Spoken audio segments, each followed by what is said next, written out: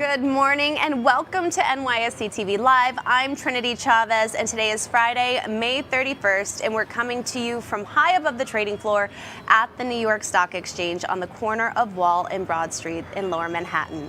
And in just about a half an hour, Jeep, a U.S. SUV giant whose heritage dates back to World War II, is celebrating its move into the electric vehicle space by ringing the opening bell. Jeep officially is unveiling its Wagoneer S model right there.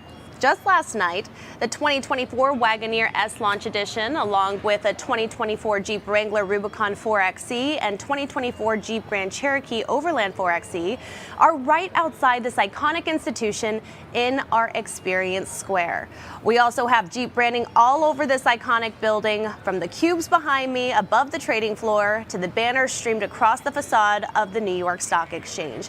We will take you outside for a closer look a little bit later on in today's show, but here are some fast facts about the 2024 Wagoneer S. This is Jeep's first global battery electric vehicle offering, launching first in the United States and in Canada. The Wagoneer S will be available at Jeep brand EV certified dealerships beginning in the fall. Starting price is $72,000, including destination. The brand says that its new vehicle qualifies for the Inflation Reduction Act retail and lease EV credits. And speaking of EV infrastructure, Jeep says that the 2024 Wagoneer S boasts a range of more than 300 miles on a single charge. It also delivers 600 horsepower and can get from 0 to 60 miles per hour in just 3.4 seconds and has 617 pound-feet of instant torque.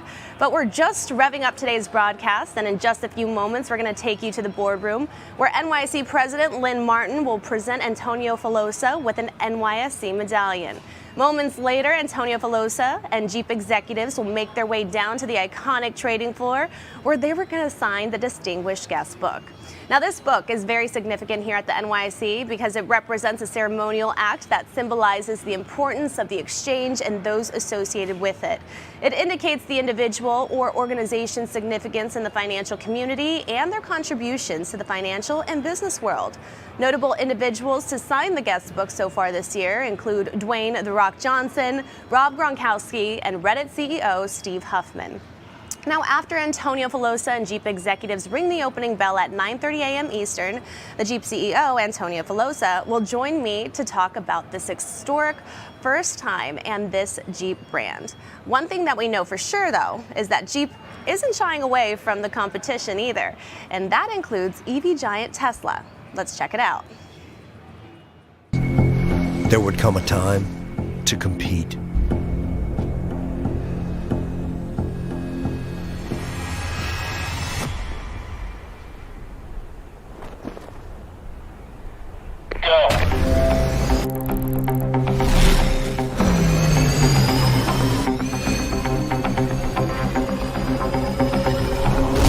To show we're fast.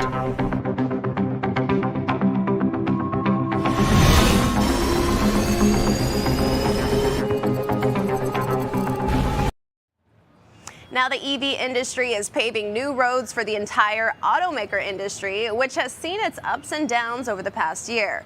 According to Kelley Blue Book, EV sales growth in the U.S. is slowing down despite data showing that Americans bought nearly 269,000 new electric vehicles in Q1. That's a 2.6% increase year over year. Kelley Blue Book's research also says that it represented a more than 15% drop compared to Q4 2023. Now, according to the research, EV sales in Q1 of 2023 were up 46.4% year over year and more than 15% quarter over quarter. In Q1 of 2022, EV sales were up more than 81% year over year and more than 20% higher quarter over quarter. However, data from the International Energy Agency, or IEA, offers more optimism for car makers in the EV space. For starters, since 2021, quarterly EV sales globally have increased each quarter of each year, meaning that we could see sales numbers rise throughout 2024. And we saw that happen just last year. Here in the U.S., new electric car registrations totaled in at 1.4 million in 2023, increasing by more than 40% compared to 2022. Additionally, the IEA forecasts that as soon as 2030, almost 1 in 5 cars on the road in both the United States and in the European Union could be electric based on today's energy climate and industrial policy setting. Now, the slogan for the 2024 Jeep Wagoneer S is "Surpass Yourself." The car maker is not only looking to surpass all expectations when its electric SUV arrives in dealerships this fall, but it's been doing it for 80 years. In June 1940, roughly 18 months before the United States entered World War II, the U.S. Army solicited bids for over 130 automakers for a light reconnaissance vehicle tailored to Army specifications. Within a year's time, Bantam, Willys, and Ford collectively produced the blueprint for vehicles now known as, well, you guessed it, Jeep. On Veterans Day, 1940, then known as Artemis Day, Willys Overland delivered the inaugural 4x4 Jeep prototype. General George Marshall, the U.S. Army Chief of Staff during the World War and later serving as U.S. Secretary of State, called the Jeep 4x4 as, quote, America's greatest contribution to modern warfare. One Jeep vehicle, named Old Faithful, even took home a Purple Heart. Then in 1962, the Jeep brand introduced the Wagoneer, its first luxury 4x4 SUV and the great ancestor of the new 2024 Jeep Wagoneer S. The Wagoneer was designed to provide passenger car styling, comfort, and convenience with the advantages of four-wheel drive. Now, according to Jeep, the vehicle also drove to many industry firsts, including the first automatic transmission in a 4x4 vehicle and the first 4x4 vehicle with an independent front suspension. Now, over time, Jeep came out with a plethora of new models. The 1970s was headlined by the introduction of the Jeep Cherokee, which became the first vehicle to win Four Wheelers Magazine Achievement Award, now known as Four Wheeler SUV of the Year Award, in February 1974. And speaking of this honor, the Jeep Wagoneer took home the very same award in 2023. In 1986, the Jeep Wrangler made its debut, and the vehicle replaced the brand's CG series, which was first launched back in 1944. Then, in January 1992, the Jeep Grand Cherokee entered the auto industry in a dramatic style by crashing through the convention center glass at the North American International Auto Show in Detroit during its introduction. Fun fact about this vehicle, according to Jeep, this was the very first SUV equipped with a driver's side airbag. Roughly 3 decades after that, Jeep reached another milestone moment by introducing the first global battery electric vehicles, the Wagoneer S, this week. And in just a few minutes, we're going to take you to the boardroom where NYSE President Lynn Martin will continue our live coverage. Actually, let's go to her now.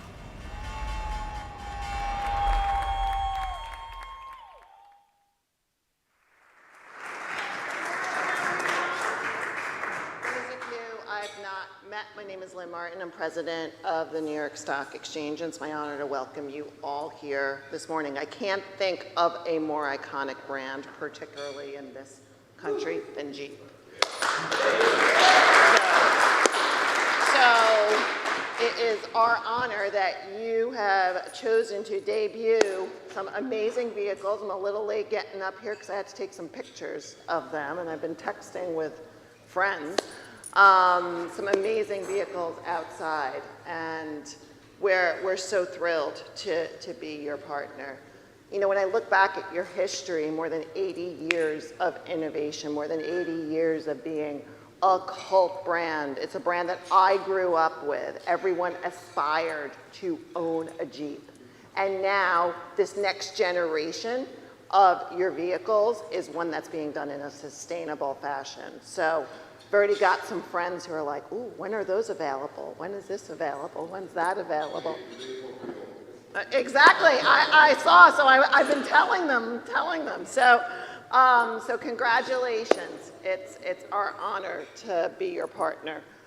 Antonia, where are you? Right here. You want to come up and say a few words? Thank you. So this is what I do. Okay. Do you want to say anything? Otherwise. Oh, just thank you all, guys. Without your effort, your hard work, that could not be possible. So thank you very much for coming today and for joining us in this very important moment. Most of all, thank you for your many Saturdays and Sundays of hard work. This is the first step of 3.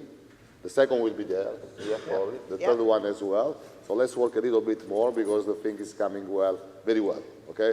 But thank you very much. Thank you very much. So Antonio, New York Stock Exchange was founded 232 years ago on May 17th. We were founded on the corner of Wall and Broad, which where 24 brokers got together to form the basis of financial markets that have stayed true to some principles that have stayed true today, which is around transparency, resiliency, and access to capital. Every morning, as a tradition, we present our bell ringer with a medallion. On the front of the medallion is our 6 pillars, which are proudly covered by your amazing banner this morning. Thank you. And on the back is the buttonwood tree. We were founded under a buttonwood tree 232 years ago, and it reminds us of our roots, but also our commitment to sustainability. Congratulations. Thank you. Thank you very much. Beautiful.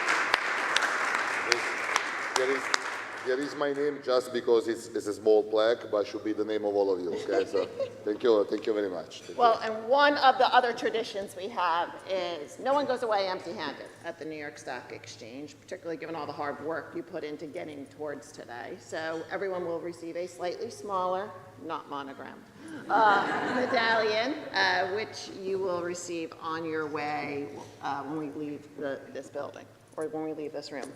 All right, you guys ready to open the market? Yeah. All right. So, the way this is going to work is if you have a blue stripe on your badge, you will join Antonio and myself on the podium to open the global equity markets. And again, that was NYSE President Lynn Martin and Jeep CEO Antonio Filosa. We're going to be speaking to him a little bit later on in the show after they open up the U.S. equity markets. And we're going to take that conversation to Experience Square, where we're going to showcase everything that's happening out there. But joining me now is Sean Tucker. He is the senior editor at Kelley Blue Book. Good morning. Good morning, Jen. Now we're going to talk about all things Jeep right now, okay? So let's just dive into this conversation. Jeep just unveiled its first fully electric vehicle. What upside opportunities does Jeep and its parent company, Stellantis, have within the larger EV battle? What are your thoughts? Jeep is the last of the big 3 domestically to move into the electric space. And a year ago, most analysts would have told you that's a problem. It's actually proving to be pretty smart because of that sales slowdown you were discussing a little while ago.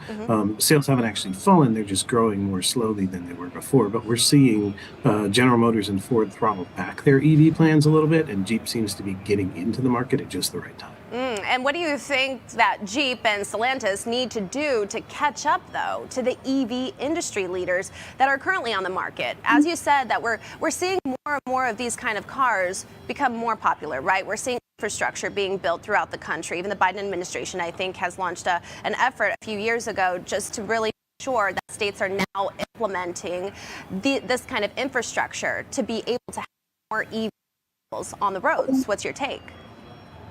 So survey after survey, buyers tell us that the 3 things they need to see change before they'll jump into the EV space are they need prices to come down, range to improve, and the infrastructure build out to speed up.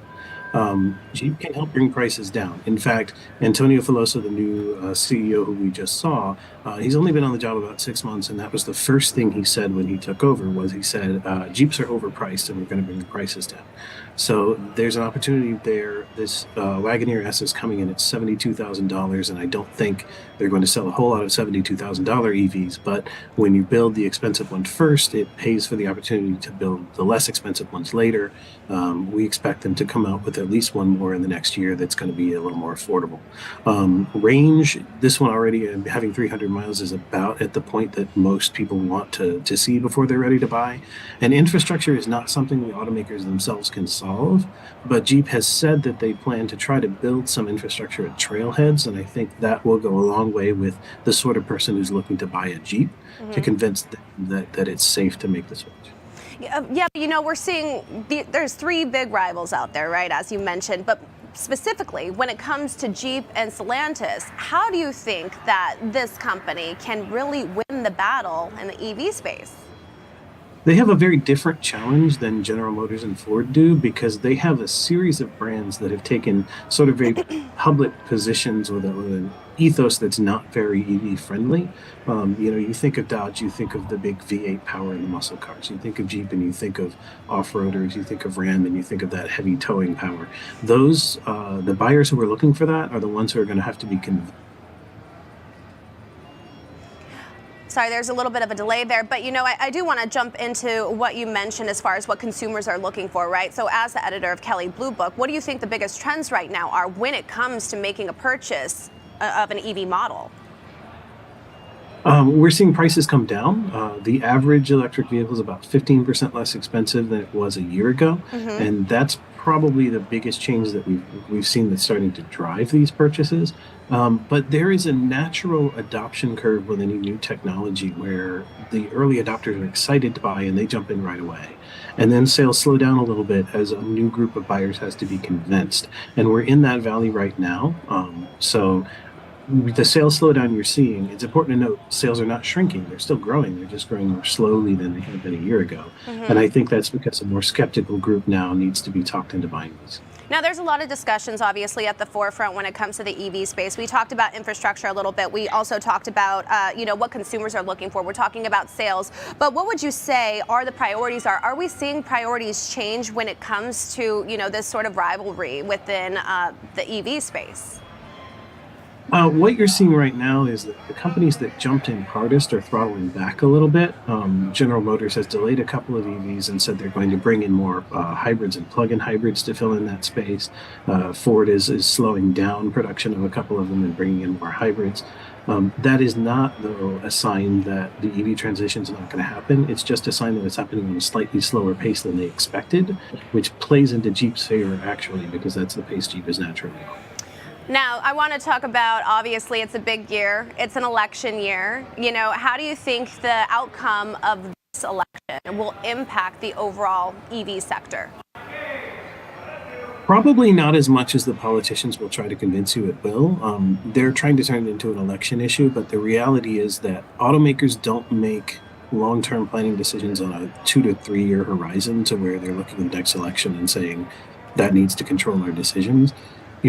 Building a new factory is $1 billion decision, and so you do it with a 20-year horizon. And I had a conversation with White House climate advisor Ali Zaidi about this not long ago, and he made the point that, the steel is in the ground, the factories are being built. That's not going to reverse itself based on the results in the next election. A lot to look out for. Thank you so much, Sean. A lot of key takeaways. Thanks, Trinity. Speaking of the upcoming presidential election and the impacts that it could have on the entire automotive industry, I recently spoke with JD Durkin. He is the host at Public.com and CBS News contributor. More about it. Let's check it out. There's no doubt the upcoming presidential election, Trinity, is going to have a huge implication on the future of EV charging stations, EV vehicles, and really the availability and the politics of this whole issue as well. The Biden administration has really been clear this is a priority to establish a greener future. They have both tried to encourage or incentivize Americans in the day-to-day economy to consider buying EV vehicles while also tightening the screws a bit, right? Putting the pressure on car manufacturers for stricter emission standards. And yet you hear the Republican candidate for president and other leading voices in the GOP as well. They say this is a technology we are not on board for. And it seems like they're kind of following the lead of more skeptical Republican voters. So we're at a path that's going to go one of two ways. Certainly Democrats hope to continue the momentum in spending on EVs that they've prioritized the last few years. And speaking of the Biden administration, President Biden just announced new tariffs when it comes to EV tariffs in China, right? How do you think that this could impact the whole automaker industry, especially when it comes to brands like Jeep? I think most experts in the space would tell you China's taking the lead right now for companies like BYD and NIO. And I think that's the effort from the White House here, is to try and sort of cut off that influence and say, hey, if you're going to make EVs, let's make them here in America. Let's make them by union workers. That's the path forward that we want. What's ironic here is that even though President Trump is not on board with a lot of the EV components, I would argue this series of tariffs is a continuation of the Trump era tariffs against China. And at the time, it was pretty sweepingly bipartisan. Democrats and Republicans, when I was down in D.C., used to say, all right, we may not agree with how the tariffs are being done against China, but ultimately we agree that we should be playing tough on China. And so I think the tariffs are an effort by the Biden administration to continue that tough talk as it pertains to China. But listen, you look at a company like BYD, Trinity, they've got a $10,000 pure play EV vehicle right now. U.S. manufacturers are having a hard time keeping up with that. Let's talk specifically about Jeep more so. Okay, so Jeep says that its Wagoneer S model qualifies for the Inflation Reduction Act retail and lease EV credits. So what's your take on this? How do you think that it will actually help EV brands in the broader space? Yeah, well, listen, this was a $7.5 billion deal. It was paid for by taxpayers, and we can't forget, all Bidenomics basically comes down to 4 bills. 2 of them were bipartisan, 2 of them were along party lines, and that includes the Inflation Reduction Act. So this has been an effort by Democrats here to try and encourage certain investments in the EV space that they're simply not being met with that level of support from Republicans as well. So no surprise here to have the U.S. auto manufacturers say, hey, our vehicles also qualify for this, because they recognize that if you're going to encourage or incentivize skeptical Americans to consider this type of driving technology, there's a role for the federal government in good faith to consider tax subsidies, these tax breaks, and these opportunities to help convince people who might be a bit skeptical of this technology that this is the direction forward. Let's talk more about the presidential election coming up. Like I said earlier, it's less than 6 months out. What do you think the effects will be if President Donald Trump wins this election on the EV sector? Well, he's made it very clear. He's used phrases with regards to EV technology I would not repeat here in our interview. You know how he can talk, certainly. So I think that skepticism is very strong among Republicans.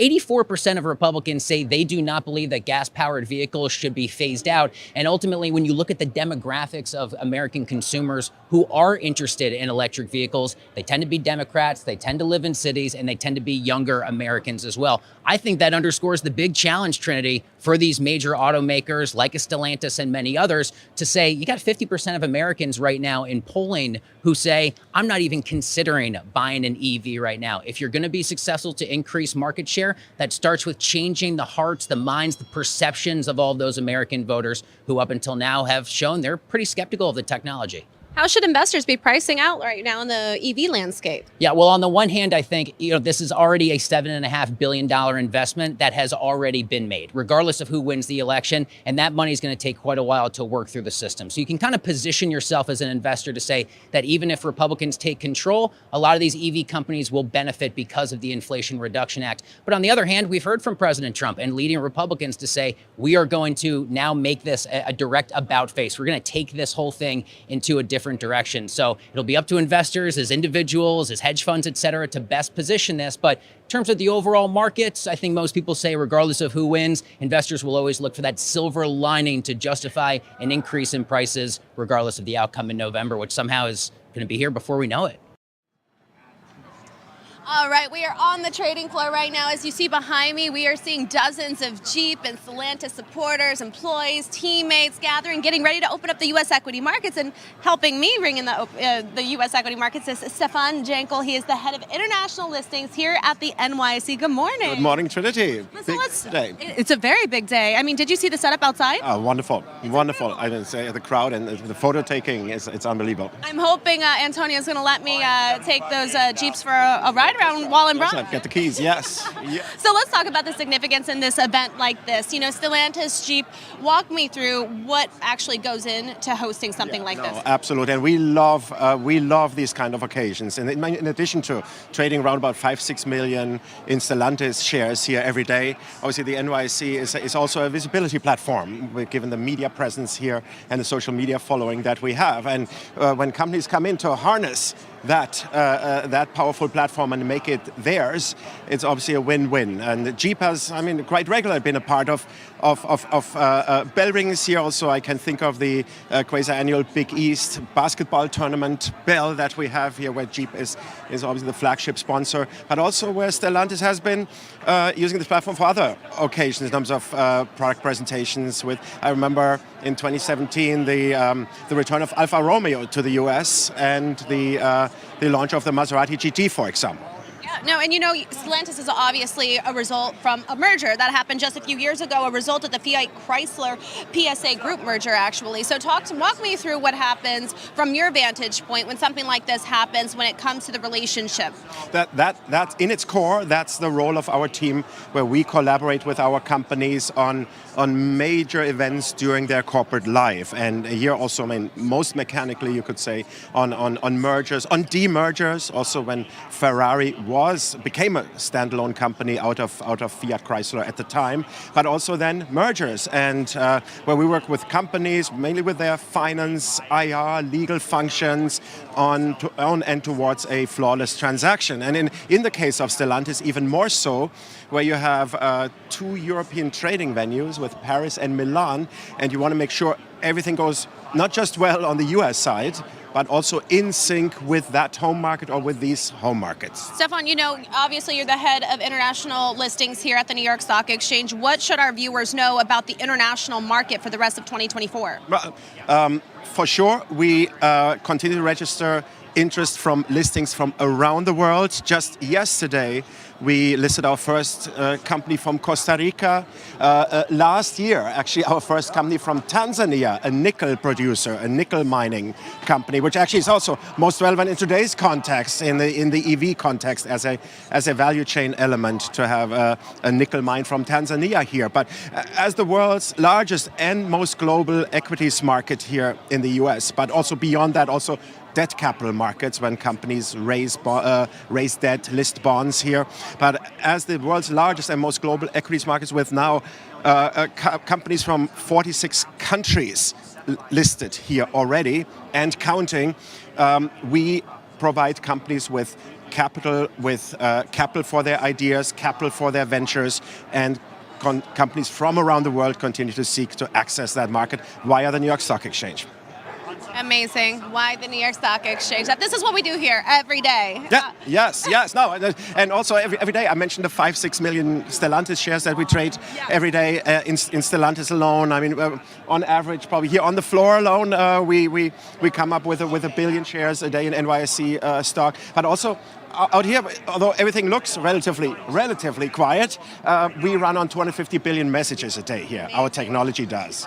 Amazing. And it's combined with that first-in-class technology along with the human capital aspect. But you know what? We're going to take a quick break, but thank you so much for joining me. My pleasure. Enjoy the day. All right, we're going to take a look at how ICE is combating climate change. We'll be right back. Climate events are rising in frequency and severity. Increasingly, climate risk impacts investment risk. To help integrate these risks, the ICE Climate Transition Analytics tool generates analytics to identify, assess, and report climate factors in portfolios and loan books. Upload a portfolio to generate an array of climate analytics. Access carbon footprinting analysis, avoided emissions data, and Scope 3 emissions data. Conduct net zero analysis. Compare portfolio and benchmark pathways. Check portfolio's progress towards stated decarbonization targets. Conduct scenario alignment. Analyze portfolio implied temperature rise score and assess trajectory against chosen climate scenarios. Calculate temperature scores using the Science-Based Targets Initiative aligned approach. Access stranded assets data and analyze fossil fuel reserves footprint and country-level exposure. Generate and customize powerful reports, including TCFD-aligned reports that can help you meet your regulatory and stakeholder requirements. Access ICE's Climate Transition Analytics and more today.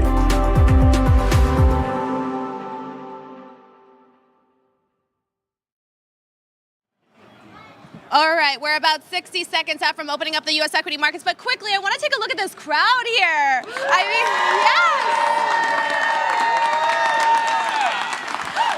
That's just a little preview. When we open up the U.S. equity markets, they're going to be much more excited. But we have dozens of friends, colleagues, employees, designers, architects, everybody who has been a part of this integral moment on what Jeep is accomplishing here today. And right now, the executive team is up on this bell podium. We're actually right underneath the bell podium for you, those who may not be able to see. But look, that's the executive team. They're getting situated along with Lynn Martin. There's Antonio right there. He is going to put push the button, and then the markets will officially be open. Actually, we're about 5 seconds out now, so let's take a look.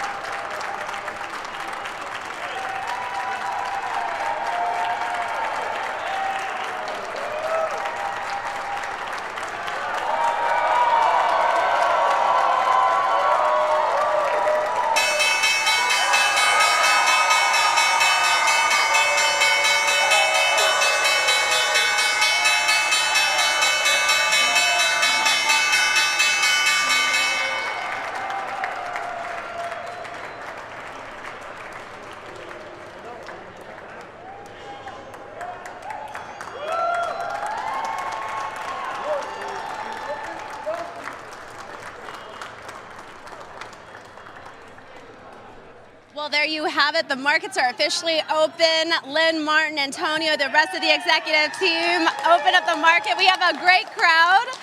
I'm going to bring in Michael Reinking. Why don't you tell our viewers a little bit about what you do here at the New York Stock Exchange? Hi, Trinity. Yeah, my name is Michael Reinking. I head up the Market Access Center for the New York Stock Exchange, and I'm our senior market strategist. And we work very closely with our listed companies when they do have questions in and around trading the markets or the macro environment. You know, I want to talk about, obviously, what's moving markets right now. Inflation's at the forefront of so many discussions, especially here on Wall Street. But PCE data just came out about an hour ago. Tell me about what the key takeaways were. Yeah, so the data was pretty much in line with expectations. We're up 0.2% for the month on a headline number, or 0.3% on a headline number and 0.2% on core. You know, that was pretty much in line with expectations. So we've seen markets, going to take a little bit of a sigh of relief. In that data. And then the personal income numbers were about in line, but the personal spending numbers came in a touch light. And so we've seen, kind of treasury yields start to pull back after moving higher throughout most of this week. And equity markets are taking a little bit of a reprieve after, selling off for the last, week or so. Now, obviously, we're getting images right now, I just want to point out, of the executive team. They're going to be signing the wall, actually. And I think Antonio is still on the bell podium. He just waved. We're getting ready to talk to him in just a little bit. But let's talk about inflation. Obviously, that's at the forefront of so many Americans' minds. But why do you think that PCE data doesn't necessarily make headlines, as other topics that, is rolling out what the Fed does? Yes. So, well, I think the issue with why markets and kind of the media doesn't necessarily react as much to the PCE data is that we do get CPI and PPI earlier in the month, right? And a lot of the components within those reports feed right into PCE. So by the time we actually get that PCE report, we have a pretty good understanding of what it's going to look like, and we don't typically see numbers that are varying from where estimates are all that much. Now, yesterday it was specifically a tough day here on Wall Street. Yeah. Why? Interestingly. So tell me more about that. Yeah. So actually, if you look at the headline S&P 500, it was down 0.6%, but there was actually some pretty good breadth within the market, right? And the equal weight version of that index was actually up for the day, and you actually saw the mid-cap indices and kind of the Russell small cap indices all moving higher, right? So we have seen kind of the markets kind of pull back from the highs that we had seen kind of earlier this month. That came really on the back of the flash PMIs last week, which suggested that there was potentially some reacceleration in the economy. That started to push treasury yields higher, and that really kind of impacts companies outside of the technology space. And then the one thing that we have heard over the last week within technology, beyond kind of the NVIDIA blowout earnings, is that we're starting to see kind of potentially the dark side of that AI, where we're starting to see some enterprise software companies, kind of pointing to kind of a difficult macro backdrop.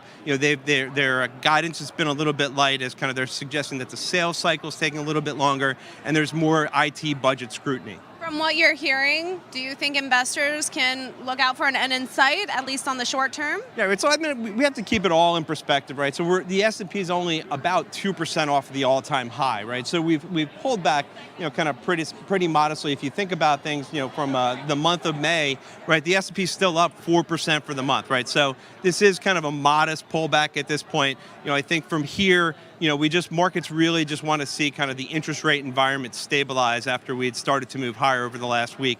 And once that happens, I think the markets will find their footing again. And speaking of stabilizing, earnings season is slowing down. We got the Fed decision coming up in mid-June. What is another big catalyst to be on the lookout for that's going to really move markets? Yeah, so I think next week, the really big catalyst is going to be the labor market data. Right, we're going to also have the ISM services, but that labor market data is going to be really key because the Fed is they have the dual mandate of inflation and kind of maximum employment, right? And at this point, that inflation data, right, is not really giving them an all clear to necessarily adjust policy.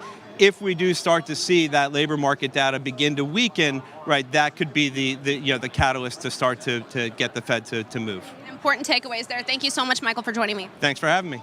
Great. So, I want to point out that we also celebrated the 5th anniversary of the Board Advisory Council. They rang the closing bell, just yesterday. I got the opportunity to speak to a notable member. Let's take a look. Dara Khosrowshahi, he's not only the CEO of Uber, but he also is a member of the NYSE's Board Advisory Council. We're going to talk to him about diverse boards and how important it is to him. The last time you were here, your company went public, right? So how do you feel being back here again? Oh, it's amazing. I mean, I think this is a historical place. This building, the floor, the exchange. Diversity and the Advisory Council, being a part of that. Where do you see the role of the New York Stock Exchange being a part of this whole experience and really helping create diverse boards? Well, I think diversity is the team sport. And a lot of diversity at board levels actually comes from networking and relationships. The NYSE represents the greatest companies on a global basis. So these companies getting to meet each other, putting forth diverse candidates is an incredibly important part of networking opportunities. And we want to essentially have the wisdom of the crowd. And the NYSE is quite a crowd. Did you ever think growing up that you would one day be walking on the floor of this historical institution, on the board of the Advisory Council, making change in society today? I would never expect it, and I'm going to tell my mom about it tonight at dinner. It'll be pretty cool. So as a business leader, how important is the future of board diversity to you? Well, it's enormously important because ultimately the board is accountable for the CEO and the governance of companies out there. And ultimately, if you want companies to represent societies at large, the boards that are governing those companies have to do the same. And how important is accountability to keep the boards diverse as well? Accountability first comes with measurement, right? At Uber, for example, 4 out of our 11 directors are women. It starts with measurement and transparency, and then the results flow from there usually. Absolutely. And how has board diversity been implemented in not only your personal life, but professional life? We are driving diversity at all levels of the company. We want to make sure Uber looks a lot more like Uber customers all over the world. Absolutely. And the same is true at the board level. So it affects how we do our business. It affects how we run marketing, how we build product, how we build tech, etc. And being a part of all of this, what would you say is the most meaningful part of this whole experience? I'm an immigrant. I came to the US when I was 9 years old, came from a very different background. This place was totally foreign to me at the time that I came, and I'm sure I kind of looked a little foreign to folks here as well. But I was lucky enough to be accepted into the society, to have the opportunities to succeed here. I want to create that same opportunity for young people who are rising up. And unfortunately, those opportunities aren't quite as open as they need to be. So it's up to the leaders of industry to go out and open those doors. And what would be your advice to future CEOs? What would your advice be to them? Well, my advice would be that diversity takes work. Homogeneous teams actually think they do better. You all agree, you have the same background, you look at problems and solutions the same way, versus diverse teams who are actually much more effective. But that effectiveness comes from a diversity of viewpoints. You have to hash things out. You often disagree to get to a better viewpoint and a better result. And what's the saying? Nothing worth having in life ever comes easy, right? You said it better than I. So tell me, what motivates you? Well, for me, it's about the impact that we can have. Uber has incredible impact around the world. We've got 5 million earners, drivers per year, earning money on our platform, some full-time, some part-time. 120 million people come to our services. We represent the democratization of transportation. That's what gets me up excited to come to the office or click on my Zoom every once in a while. But it's also, that you're a part of this whole diverse revolution, right? You play a huge role in it. How does that make you feel? A criticism of technology companies sometimes is that technology companies aren't in touch with real life. The cool thing about Uber is we're building a software layer on top of the real world. We have our 2 feet on the ground in the streets of every single city that we operate in. So serving real people in fundamental ways makes everything that we do so much more important. You obviously have a huge reach. Have you endured any challenges? And if you have, how did you overcome those? As a global company, what Americans care about may be different from what our clients in India care about. So while you have to have a global culture, you also have to have a very local culture, and you have to make sure that diversity exists, not just globally, but then locally in every single local team on the ground. And it stems from the inside, right? Obviously from the top on down. It really has to be top down and bottoms up. And we're certainly making our headway at Uber, but we've got a lot of work to do. Amazing. Well, thank you so much for joining me, Jara. Thank you. Happy to do it.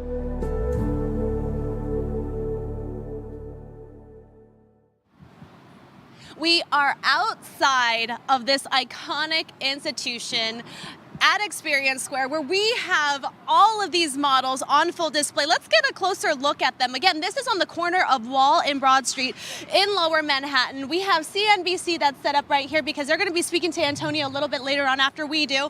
And then again, we have a crowd that's forming right outside this 232-year-old institution, and this is just such an exciting day. We're actually going to be in this model that you're looking at right now. We're going to take a seat inside, and we're going to learn all about it from one of the project managers in just a little, well, actually product managers in just a little bit. But now I'm joined with Chris Taylor. Good morning. Good morning, Trinity. I am definitely not the product manager of the new Jeep Wagoneer S. What an awesome vehicle. I know. I was just hoping that Antonio is going to let me, take it for a little drive around, Lower Manhattan. Do it, absolutely. So let's talk about this. I mean, this is hugely significant being here on the corner of Wall Street, Broad Street in Lower Manhattan, this whole setup. Let's talk about that significance. Yeah, it's always, you just mentioned 232 years old, and we have to make sure we don't get caught in the past, our history, which is an amazing history that we love to celebrate, but it really is all about innovation moving forward. So we're here for the next 232 years, and that's led by our listed companies like Stellantis with this new awesome vehicle. I know, it's amazing. And I was just telling our viewers that we celebrated the 5th year of our board advisory council. You obviously head all of these initiatives. We just looked at Adar Khosrowshahi, an interview that I did with him just last year. And I mean, this is such an important initiative that we do here at the New York Stock Exchange. Talk to me more about that. It is, and we took the opportunity to celebrate 5 years by really broadening what the original board advisory council means. We now refer to the overall effort as NYSE Board Services, which is led by my colleague Suzanne Brown, who does a real amazing job with her and her team working with our listed companies. And if you think about the board services that we provide, it really breaks down to 3 components. The advisory council, which is our CEO council, which is made up of about 25 NYSE CEOs. The whole goal of that council was to provide access to their network of folks who are talented and qualified board candidates that have never served on boards before and come from a diverse background. It also involves, of course, our candidates. So we've curated about 800 plus board-ready candidates that come from all NYSE CEOs, and then it's our companies. Always ends with our companies. And we do curated searches for board members for our companies. And all of this is part of being listed on the NYSE. We provide solutions. We want to provide solutions to our listed companies. Being in the public markets isn't always easy, and we're trying to help our companies thrive in the public markets. I love that's all about thriving. But talk to me more about exactly how this council could really influence corporate governance and board effectiveness when it comes to large corporations. You spoke about how it helps our listed companies. Talk to me more about that. Yeah, I mean, one of the things that Suzanne really focuses on is when she gets a candidate for a board from one of our CEOs, she really and her team get to know that board candidate really, really well, and they dive into their skills and expertise that they have. And that allows us, when a company comes to us and saying, we're searching for a board member who needs audit experience or has cyber background, Suzanne understands all of that and knows where to go to our candidates to get the right fit, both from a background and expertise perspective as well as a cultural perspective with that company. So governance is really driven by the board of directors. So by helping our companies get qualified board members, it helps the governance process through and through. I love that. Well, thank you so much, Chris, for joining me. Thank you, Trinity. Beautiful Friday here. Great launch of the Jeep Wagoneer S. So take care, everyone. Great seeing you. Thanks, Chris. Thank you. We're going to throw it now to a quick message from the NYSE and Board Advisory Council. The 5th anniversary of our board services is a moment to be proud at all we've accomplished to date. NYSE Board Services is truly unique because every candidate in our pool has been nominated by a CEO. We've come a long way, and it really is a testament to the fact that good ideas really last. But importantly, it reminds us that there is still so much work to do. More than 70% of Fortune 500 companies today are listed on the New York Stock Exchange. And best of all, the service is free. I think we're solving some of the most important issues facing companies today. How do you drive for an employee pool that's diverse? How do you create an inclusive culture? We work in depth with our listed community to really understand what they are trying to achieve when it comes to the governance pillar. We knew from the data that companies with much more diverse boards perform better by every financial metric. And the amount of members that have asked us to either be a part of our database, part of our educational program, or involved in sourcing candidates from our database continues to grow. We've evolved by providing training and resources for our board candidates to make them even more board ready. We feel a unique responsibility to enable those candidates to be incredibly successful board members and enable them to really hit the ground running. I'm looking forward to us growing more opportunities, particularly more opportunities for people to connect with each other. I really hope to see us get to parity in my lifetime. We will need to keep chipping away at the ceiling and help leaders step over the glass. I'm incredibly excited about the opportunity that we uniquely have as NYSE to continue to service our customers. We've evolved from being a good idea to being a great idea. We're 5 years in, but here's to the next 5 years and beyond.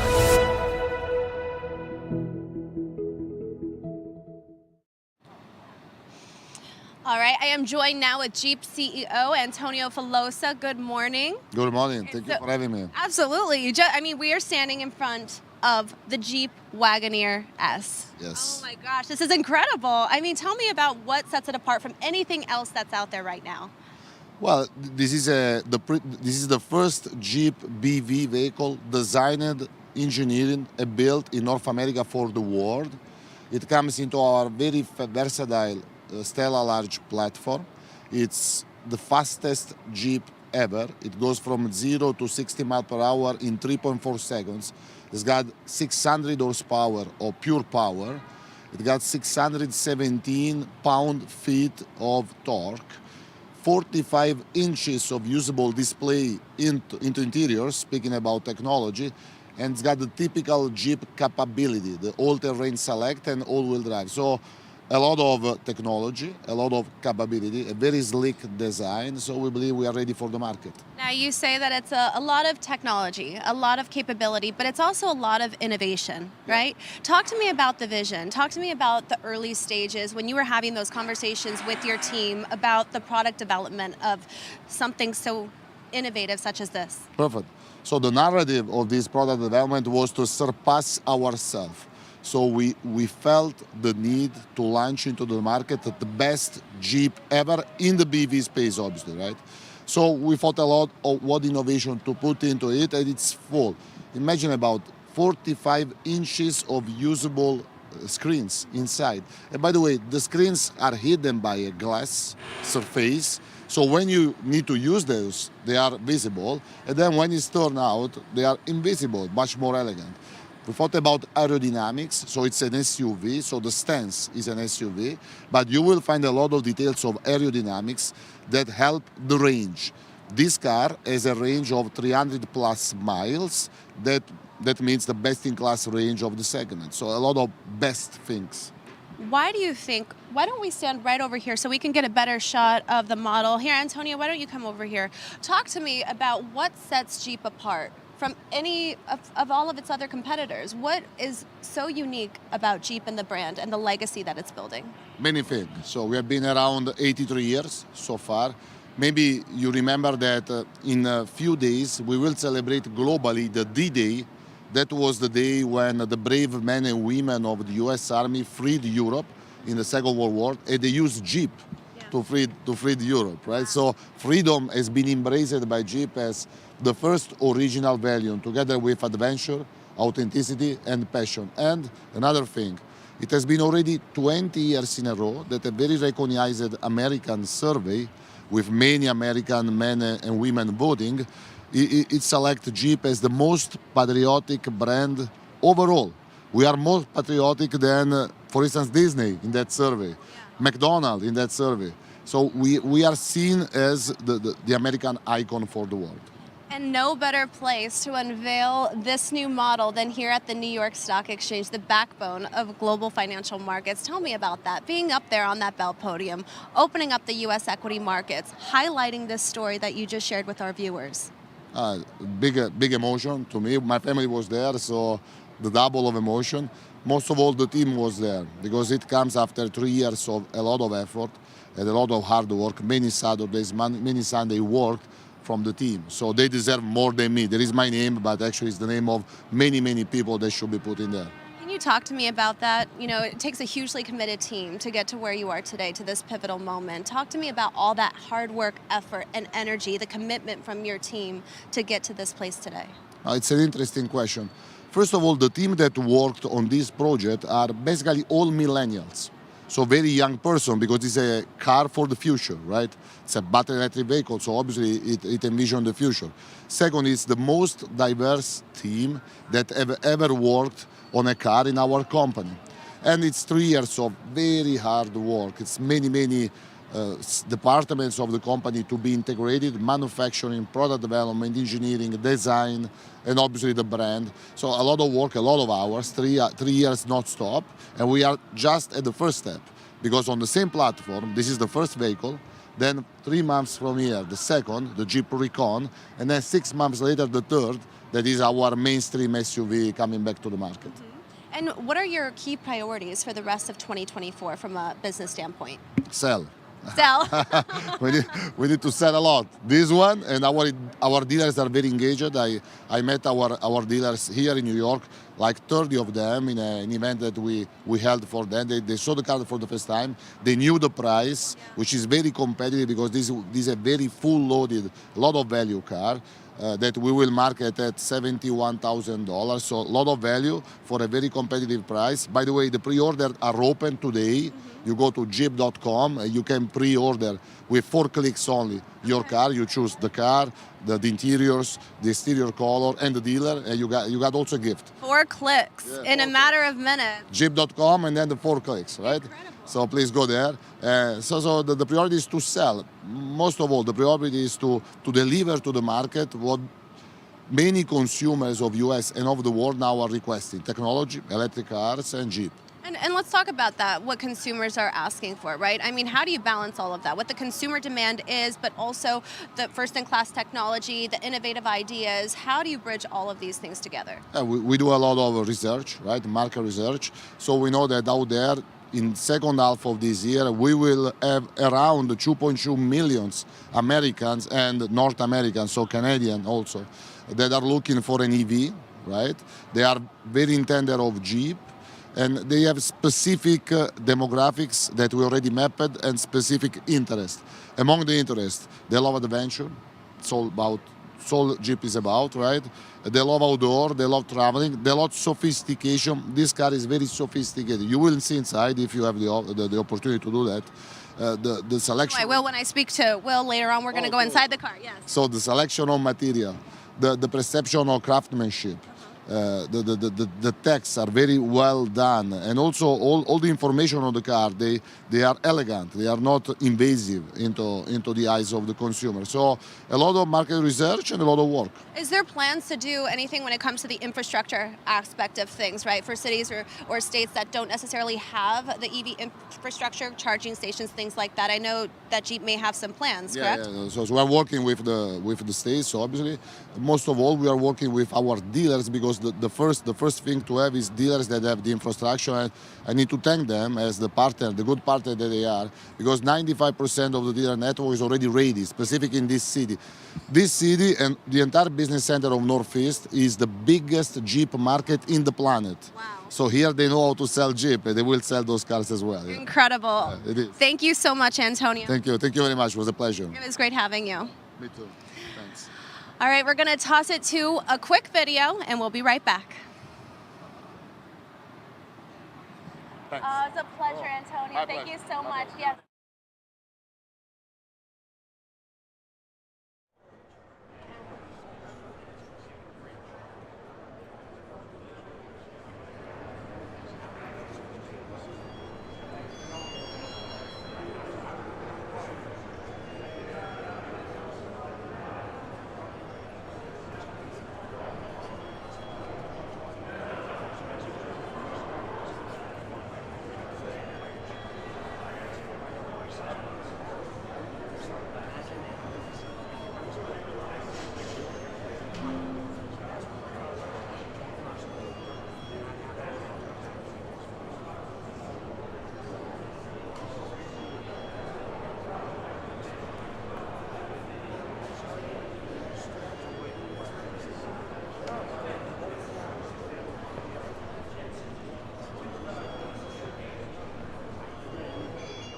Yahoo Finance senior auto reporter Prasa Marian is joining me now to talk more about all things Jeep. Good morning. How you doing? It's great to have you here. I mean, look at the setup. I mean, Perfect day, right? EVs, NYSE, us out here is fantastic. So let's talk about this, right? So they just unveiled its first global battery electric vehicle. What do you think the impact will be for the broader EV sector? I think it's a very competitive sector right now, especially at that upper end $72,000 range, which this car is going to be at. A lot of competition there, but it is a compelling product, the first for Jeep. And I think the big issue for them is how are they sort of going to satisfy the two sort of buyers they have, the people that have their cars, the Grand Cherokees that go to the mall, shuffle around the kids, and the hardcore Jeep guys, the Wrangler guys. I think that's my big question. Where does this slot in for them? Okay, and tell me about how do you think the impact will be on Jeep and Stellantis for that matter? I think for Stellantis and Jeep, this is sort of a halo product for them. This is their high end. The Wagoneer looks like almost like a Range Rover in terms of profile, very luxurious, nice appointments inside. So this is a higher end halo product. I think we might see some stuff trickle down to the lower end stuff. Stellantis CEO Carlos Tavares said a $25,000 EV is coming for Jeep, so we'll see how that relates to this product. And talk to me about what opportunity you think Jeep is really seizing by unveiling the Jeep Wagoneer S. I think there's really sort of maybe a little bit of white space in the market because you have the Tesla Model X high end, a bit more of a road car. You don't have anything that's more off-road capable like this Wagoneer should be. You have other cars like Hyundais in particular, Audis in particular. It's going to compete in that range, but no true American full-size SUV that's an EV. Okay, and what do you think when we look to the EV broader sector, I guess? What do you think that investors should be looking out for? I think the big question right now is a lot of companies are taking back or pulling back a lot of those EV investments because they've been pushing a lot of billions of dollars into that, but the consumer demand hasn't been there. That's the big question. Will this car sell? Will other cars sell that GM, Ford, and Stellantis are going to put out in the EV market? That's a big question. I think we've hit a sort of plateau right now, and maybe in a few more years when more charging get out there, bigger batteries, that might actually help cars like this, but we'll see. I think they just want to get a car in the market right now. Amazing. Well, a lot to look out for. Thank you so much. Thank you. All right. Now we're going to take a quick break, but we'll be right back.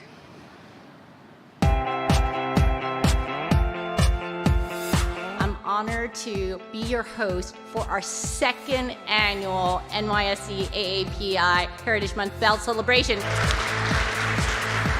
One of the things I love most about my job is that I get to meet such amazing people who are really changing the world to make it a better place.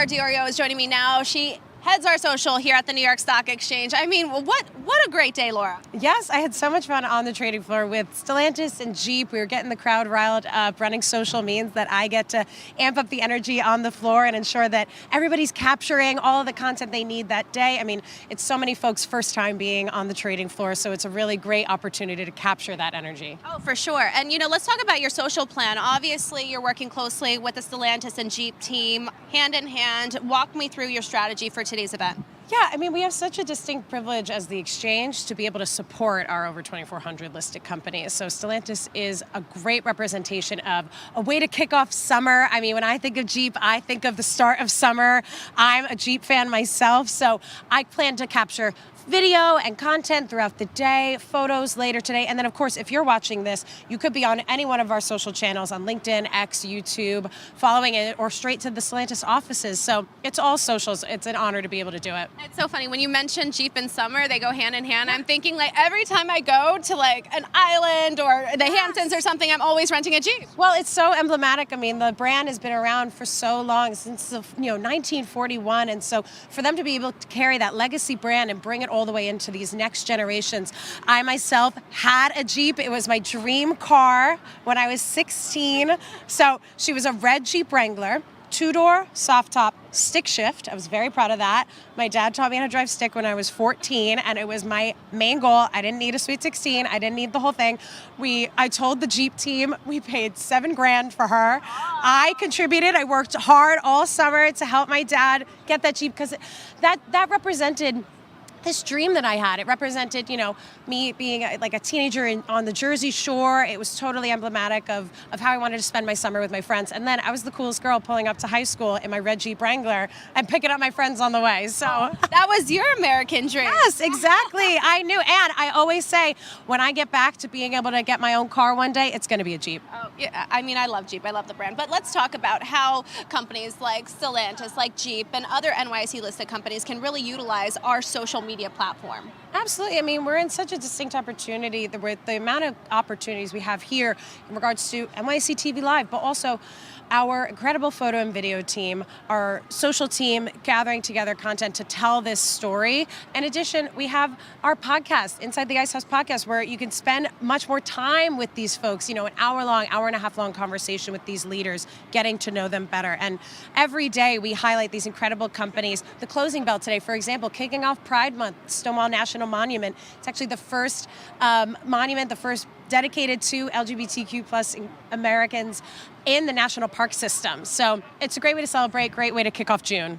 And it's the end of May though. So any other initiatives that we have to look out for our viewers? Well, we just wrapped Asian American Pacific Islander Heritage Month. We did a lot of great work with our friends at Y Combinator and did these great these private companies looking to go public. So we featured a lot of those incredible individuals, founders of those Asian American Pacific Islander heritage with our friends at Gold House as well. So a lot of content. A lot to look out for. Thanks, Laura. Thanks, Trinity. All right, we're going to take a quick look at a video, but we'll be right back. It's a big day for many of us.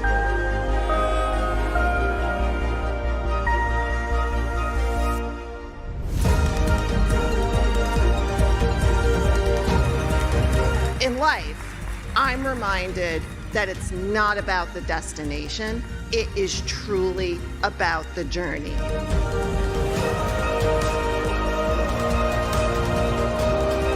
Will not change. We will always obsess about our customers. It's about long-term value creation for the shareholder. Thank you very much and good luck. Yeah, we're ready. I can barely hear them, so.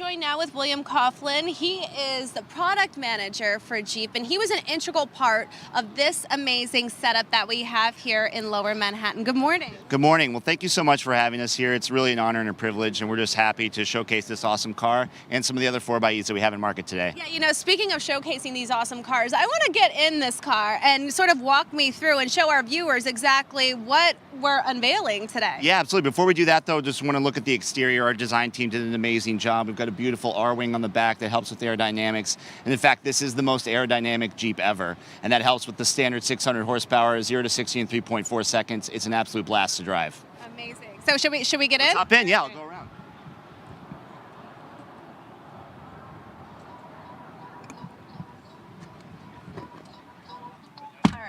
So what are we looking at here? So this car, first and foremost, this is the optional radar red interior, and I think it is personally stunning. I mean, don't have this on any of our other products, and I really think that puts a great foot forward. And you're sitting in our standard heated and ventilated 16-way with massage seats that are really best of the business.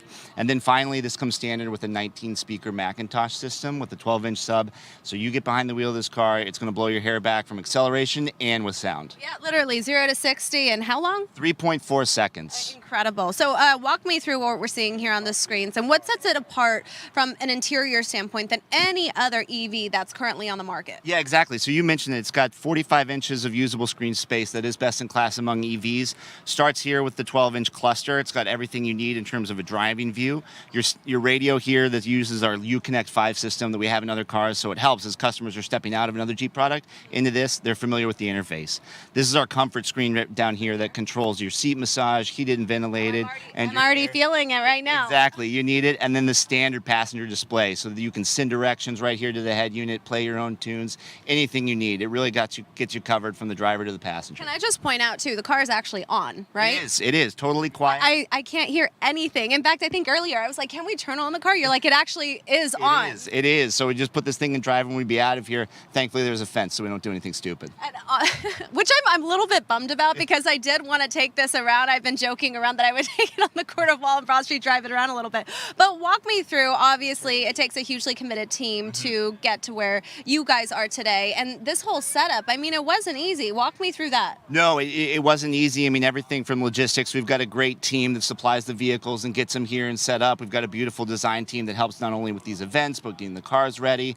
And then for the rest of the team, making the commitment to travel here. But really, it's a labor of love. We love the brand. We're committed to it. And this signifies a giant leap forward for our 4xE strategy. Fully electric vehicle. We couldn't be more proud of it, and we're really excited. The pre-sale starts today, so go ahead and go to Jeep.com to order yours now. What can we look out for? Anything else in the pipe that we should have on our radar? You know, there's a lot of exciting product that we'll be rolling out. I think as you've seen with Jeep and what we heard from some of your colleagues, it is the summer of Jeep. Open air freedom is a pillar. We're not walking away from that, so we'll keep that going in our electrified era. The summer of Jeep, I was actually telling Laura earlier about how every time I go to any place for the summer, Jeep is always my go-to. Top down, Hamptons, wherever. I mean, Jeep is the way to go. Exactly. No, and that's what's so fun about these cars, because you've got the capability, so you feel confident when you're behind the wheel, but then you can have some fun. And we do that with the sunroofs and everything too. And then I mentioned our unique partnership with Macintosh. You have to have tunes when you're rolling in the summer, and we got you covered there. All right, that's our next project. Well, we're gonna have to get a Jeep. We're gonna go out, put a GoPro in the car, and have a conversation. Happy to head out east with you. That'd be awesome. Amazing. All right. Well, thank you so much for joining me. Thank you. All right, well, that just about wraps it up. But before we go, I'm going to throw it to my colleague, Josh King, with the last word. Thanks, Trinity. Today's opening bell brought back a flood of memories for me. You know, of course, that Jeep made its debut in 1941, a product of Willys Overland Motors, giving Allied armed forces a light military 4x4 to move men and materiel around camp or in a convoy. Now, growing up as a kid, they entered my visual lexicon watching movies like Patton or TV shows like McHale's Navy, The Rat Patrol, or MASH. The consumer version of the Jeep, the CJ, debuted after the war in 1945. Something about their size and shape hit me just so, and they struck a popular chord in popular culture as well. American Motors Corporation took over the Jeep brand in 1970, and by 1985, AMC reported sales of over 200,000 Jeeps for the first time. It was in the 1980s that my awareness of consumer brands began to emerge as well, and the Jeep was at the top of the list for a young kid leafing through the pages of full-color magazines who might have imagined himself behind the wheel of a bright red CJ7 Renegade with yellow and orange racing stripes, making my way over a sand dune with a lovely lady riding shotgun. Well, I could go on. I was only 15 at the time, but I loved reading the ad copy below the image.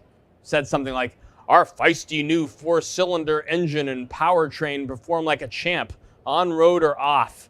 You'll be amazed by the power and pep," the romance language read. I didn't know exactly what that meant, but I knew I wanted to be in one. So, about 10 years ago, when I saw a restored 1982 CJ7 for sale from a guy in Shelter Island, New York, painted in a rugged and rubberized matte black, got out my checkbook and bought the sucker. That old Jeep and those American Motors keys that ignited the engine, they remain my prized possessions. The sound the Jeep makes when it comes to life, the utter lack of computerized technology that runs it. Such a contrast to today's vehicles. Instantly, they transport me back 43 years, and I revel at that throwback moment. But times, they are a-changin'. The Jeep brand passed from AMC to Chrysler, now part of our listed company Stellantis, NYSE ticker symbol STLA.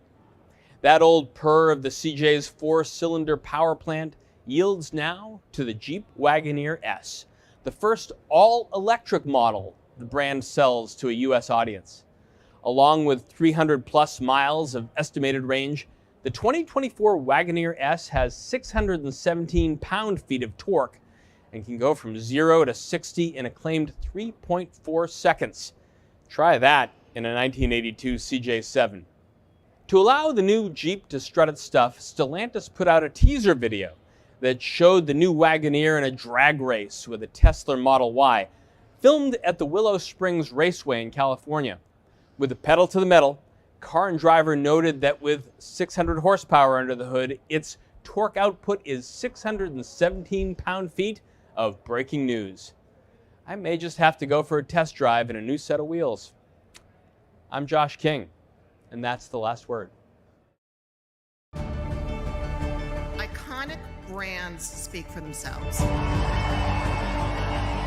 The strongest brands stand the test of time.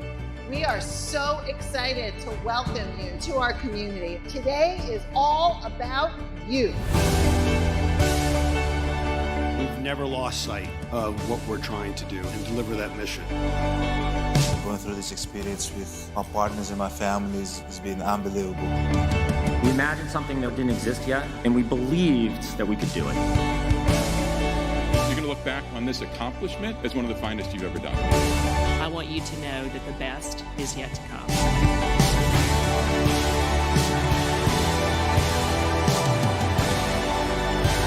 In just a few minutes, we'll go downstairs to the legendary New York Stock Exchange trading floor to ring the opening bell. The history here, the tradition, it's just incredible for us to be at this moment.